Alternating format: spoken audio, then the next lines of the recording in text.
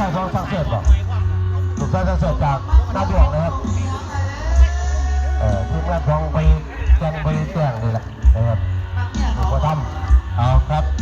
เดี๋ยวรับฉลองของครับขอสามลูกเยอะกันแล้วกันบัตรพบุรุษจำไม่ได้นะครับจำไม่ได้นะ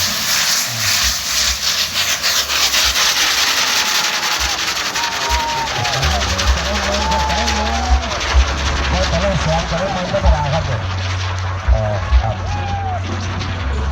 รุ่นเหรียญทองเพิ่งมีสอนละครับพอไปให้เราเพราะจางลมยุ่งมองเขาไปโม่ไป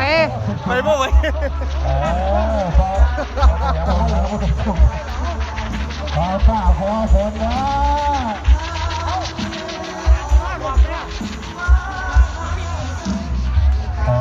กลางเลยนะครับ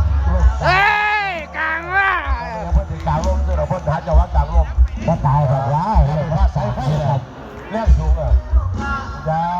สร้างไฟฟ้าที่เบียดอยู่บนทางที่สูงสร้างไฟฟ้าที่น้ำตาพังจะได้ดีแล้วว่าอย่างจะบอกว่าจะไม่ขึ้นเล่นครับพอไปเล่นอะไรเล่นไปได้นะครับเล่นไปแล้ววันนี้ครับ